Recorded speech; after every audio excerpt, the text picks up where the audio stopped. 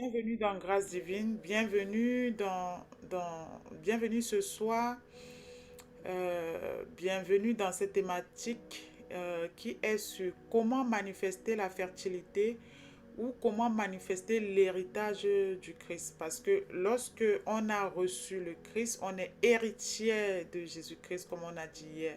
Et si on est héritier de Jésus-Christ, ça veut dire quelque part que on est fertile, voilà. Ça veut dire qu'on est fertile. Et comment donc manifester concrètement cette fertilité-là? Donc nous sommes là ce soir pour répondre à cette thématique-là. Nous sommes là ce soir pour nous édifier ensemble, pour essayer de comprendre ensemble, de grandir, de nous nourrir ensemble et sortir comme tous les soirs bien remplis.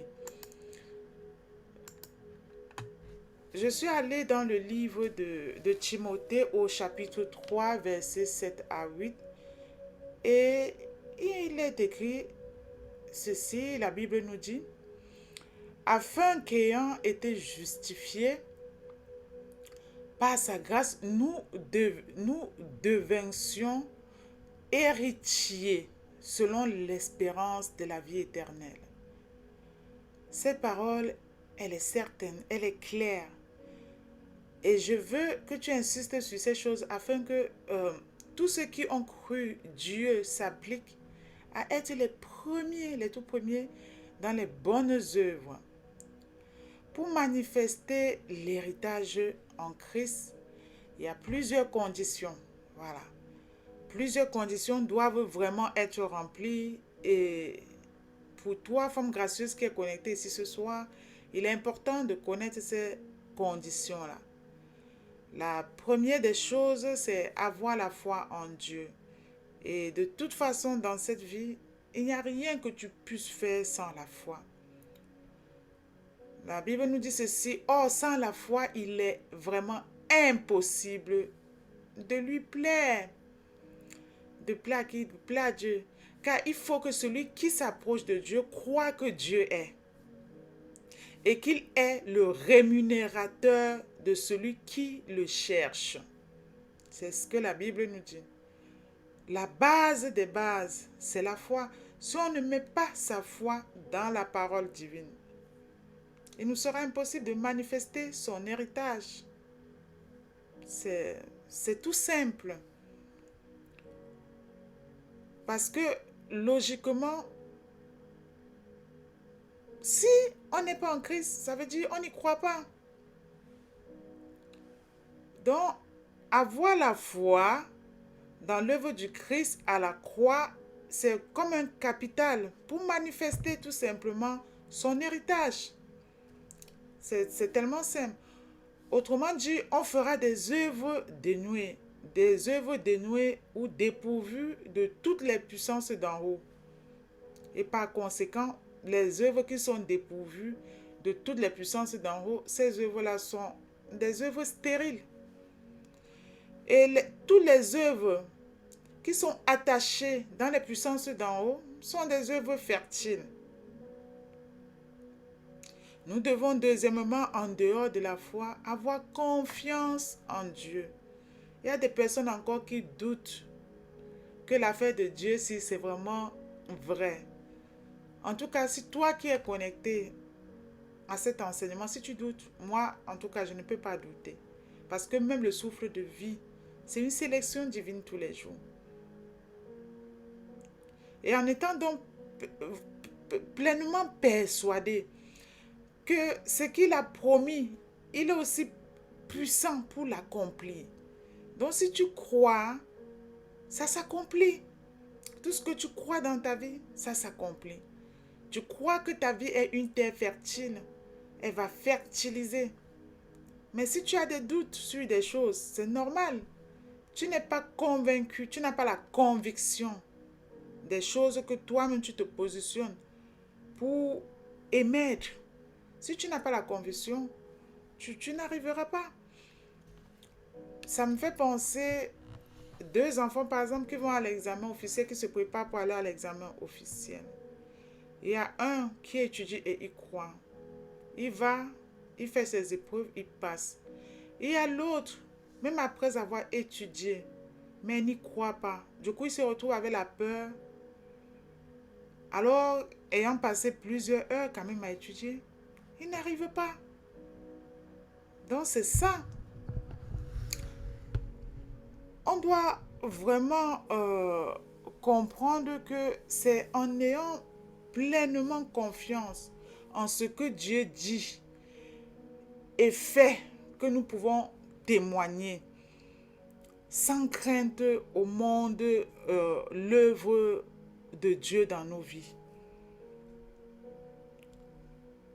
Nous devons inviter l'œuvre de la croix. Nous devons inviter au cœur de nos vies l'œuvre de la croix de Jésus-Christ. La confiance en Dieu nous donne de regarder les promesses de Dieu. Malgré tous les vents contraires, malgré les difficultés, malgré tous les problèmes qui peuvent nous entourer, malgré les challenges du quotidien. Lorsque on a confiance en Dieu, on croit à ses promesses.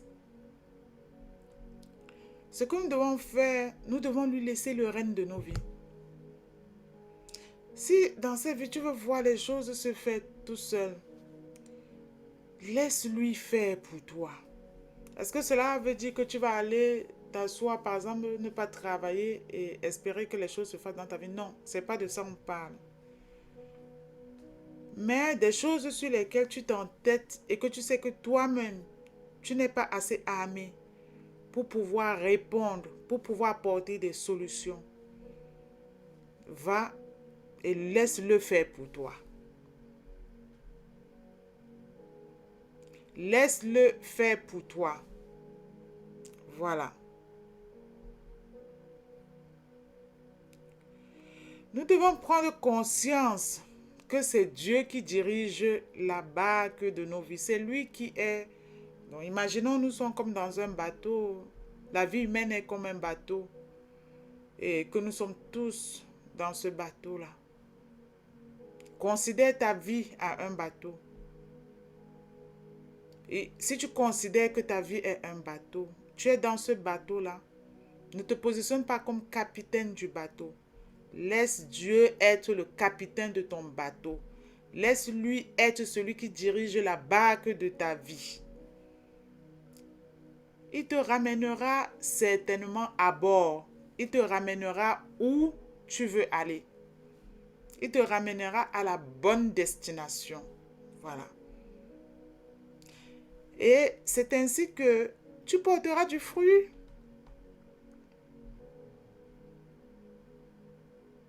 Peu importe les circonstances difficiles de la vie, peu importe les blocages, si tu laisses Dieu être celui-là, le capitaine de ton bateau, tu arriveras à bon port.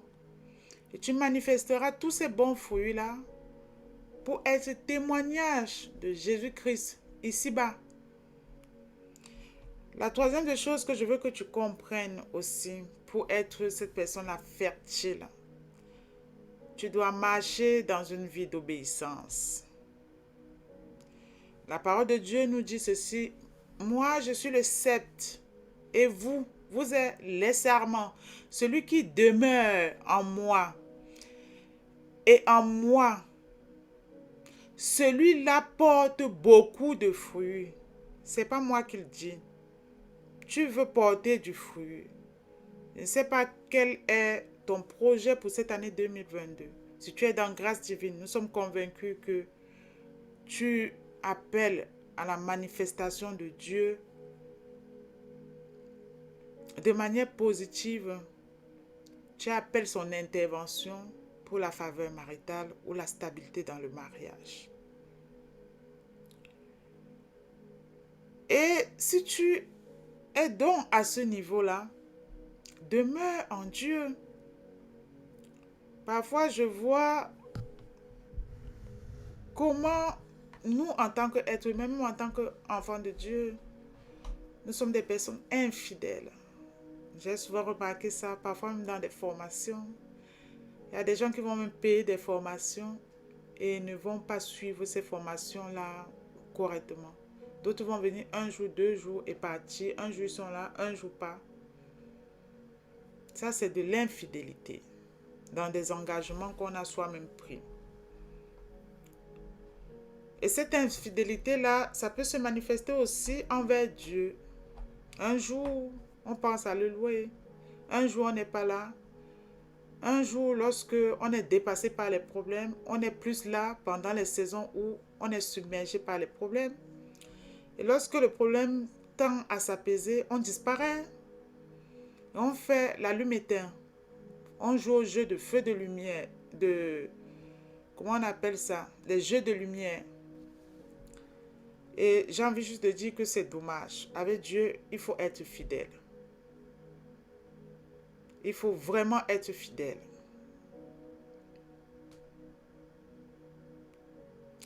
La Bible nous dit ceci dans le livre de Jean au chapitre 15, verset 5. Si vous vous séparez de moi, vous ne pouvez rien. Ce n'est pas moi qui le dis. Si vous vous séparez de moi, vous ne pouvez rien. C'est tellement clairement dit qu'il n'y a pas une autre façon de dire que la vérité est là. Tu attends ta faveur maritale, tu attends de sortir du concubinage et tu joues au petit jeu de cache-cache avec Dieu, le chat et la souris. Tu te sépares parfois de Dieu, tu es avec Dieu quand ça t'arrange. Les saisons où il t'appelle d'être plus là pour t'apprendre à mourir à ta propre chair, pour t'apprendre à t'effacer et à le laisser prendre le contrôle de ta vie. À ces saisons-là, tu ne l'écoutes pas, tu n'as pas l'oreille qui écoute. Tu joues au cache-cache, tu disparais. Tu es à lui quand ça t'arrange. Et quand ça ne t'arrange pas, tu n'es pas à lui. Mais dans sa parole, il a clairement dit ceci. Si tu n'es pas à moi, si vous n'êtes pas à moi, vous ne pouvez rien. Vous ne pouvez rien faire. Ouh! Si vous n'êtes pas en moi, vous ne pouvez rien faire. Ha! Moi, je veux moi en tout cas être en Christ parce que je veux moi pouvoir faire quelque chose. J'ai envie que vous compreniez ce soir qu'une vie d'obéissance est capable de vraiment manifester la fertilité de Dieu en vous. Et quand on parle de la fertilité, on a bien expliqué ce que c'est que la fertilité hier. La fertilité, on ne va plus revenir dessus. On va parler dans les définitions de la fertilité. C'est l'explosion dans tous les domaines de ta vie. Donc il faut comprendre que, par exemple, en tant qu'enfant de Dieu, tu ne peux pas te mettre, par exemple, à réclamer. Tu ne peux pas te mettre à réclamer la fertilité, ni bien t'en servir si tu vis dans une vie de désordre et de désobéissance à Dieu. J'ai donné le zoom à maman Zéléa depuis. Tu ne peux pas avoir une vie de fertilité si tu as une vie de désordre. Si tu as une vie de désobéissance à Dieu, il ne te rendra pas fertile. Voilà. La fertilité, c'est un héritage. Et il faut mériter cet héritage-là. Et si tu n'as pas la fertilité en toi, tu ne peux pas être une personne bénissante et tu ne peux pas bénir les gens autour de toi. Voilà. Tu seras plutôt cette personne-là qui, sans faire exprès, tu seras plutôt une entrave pour ton entourage. Tu seras une entrave pour toi-même. Et comme j'aime souvent dire, tu pourras même aller jusqu'à être un obstacle de ta propre destinée. Tu pourras aller jusqu'à être cette personne-là, être un sorcier de ta propre destinée. Ton propre sorcier. Voilà.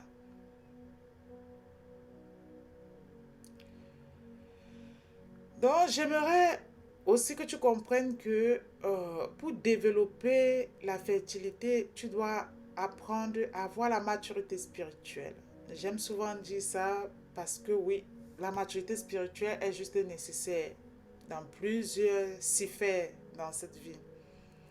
Et pourquoi avoir la maturité spirituelle? Parce que la maturité spirituelle, sans la maturité spirituelle, on reste comme des petits enfants. Quand tu n'as pas de maturité spirituelle, tu restes et tu demeures comme un bébé, ballotté, voilà, emporté, un bébé ballotté où le vent t'emporte à gauche, à droite et tu balances gauche, droite. Voilà, c'est ça. Pour manifester cette fertilité-là en Christ, nous devons être des êtres humains bien faits. Quand je dis bien fait, ça ne veut pas dire avoir la belle forme ou être jolie, c'est pas ça. Je vais faire par là allusion, vraiment, c'est le bienfait de l'intérieur, de notre entendement. Voilà.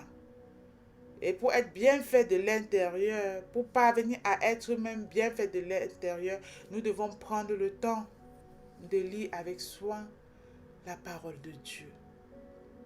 Nous devons lire avec soin et en permanence la parole de Dieu. Nous devons nous familiariser tout le temps. Nous devons chérir la parole de Dieu, même si c'est juste une phrase, une petite phrase tous les jours, de manière fidèle. Ça te nourrira. Et lorsqu'on se familiarise à la parole de Dieu, on finit par la mettre en pratique. On ne peut pas entrer pleinement en possession de la fertilité si nous ne prenons vraiment pas de connaître la personne qui nous donne cet héritage qui est la fertilité. Dieu, c'est un Dieu de faveur. Mais comment voudrais-tu que quelqu'un te fasse une faveur si tu ne le connais même pas? Comment attends-tu de grandes et de belles choses de quelqu'un que tu ne veux même pas apprendre à le connaître? C'est vraiment un mystère. Maman Léa, il faut juste valider les entrées, s'il te plaît.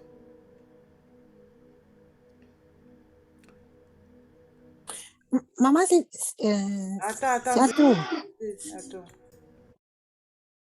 Oui, donc je disais, je ne vois pas comment dans cette vie on peut attendre vraiment de belles choses, de grandes choses. La personne qui est censée nous bénir, on ne prend pas rendez-vous avec cette personne-là. On n'échange pas avec cette personne-là. Comment on peut parvenir à avoir ces choses-là si on ne se familiarise pas avec la personne? Imaginez un peu si Dieu était un banquier et que vous avez besoin d'un prêt. Est-ce que vous allez rester dans votre lit et ça va se valider? Non. Imaginez que Dieu est votre employeur et il est même notre employeur. Est-ce que si tu n'es pas travailler, est-ce que tu vas être payé gratuitement à la fin du mois? Non. La différence donc entre les banquiers mondains et Dieu qui est notre vrai banquier et les employeurs mondains et Dieu qui est notre vrai employeur, c'est que il ne te demande pas de faire trop d'efforts, mais juste de caresser sa parole.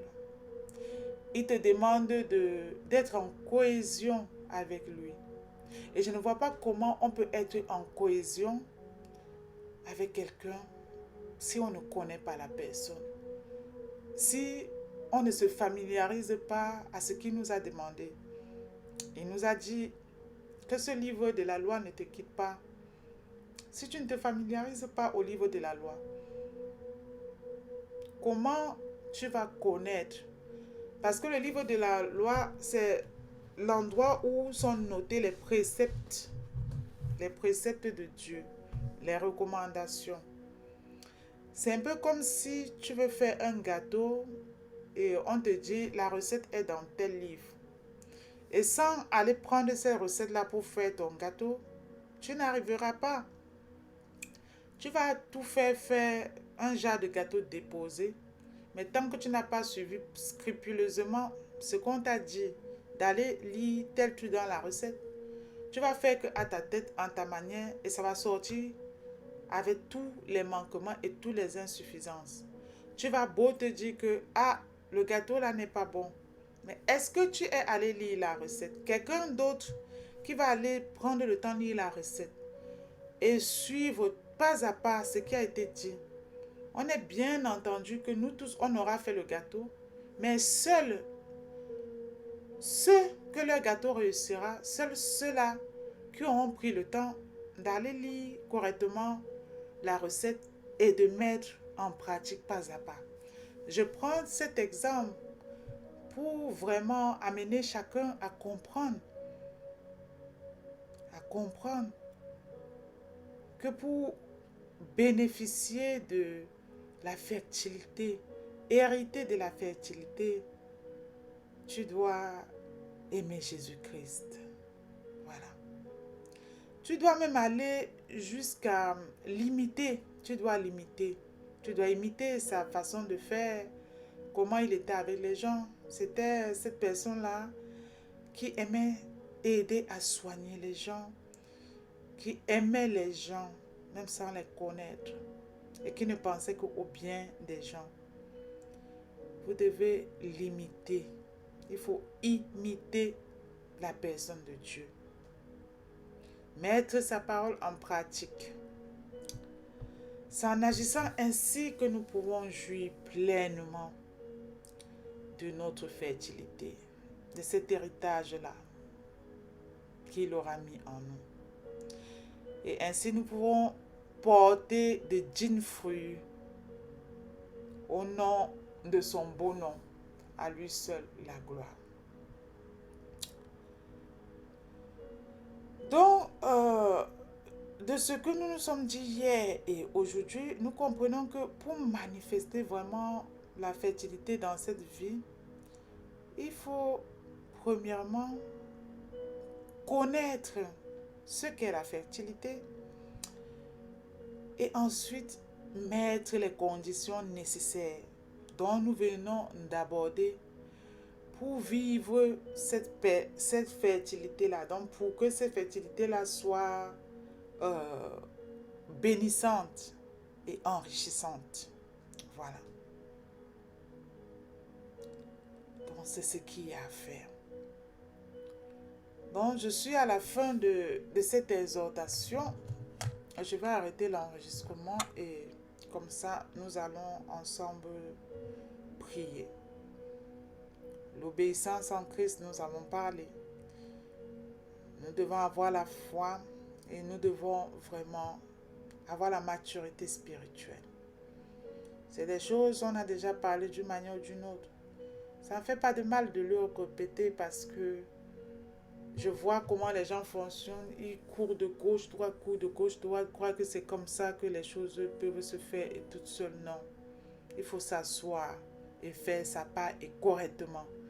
Comme par exemple ce que je suis en train de faire là. Je suis en train de faire ma part au ministère de Dieu. J'ai eu une journée de travail que j'ai arrêtée. Bon, je vous dis à très bientôt dans Grâce Divine.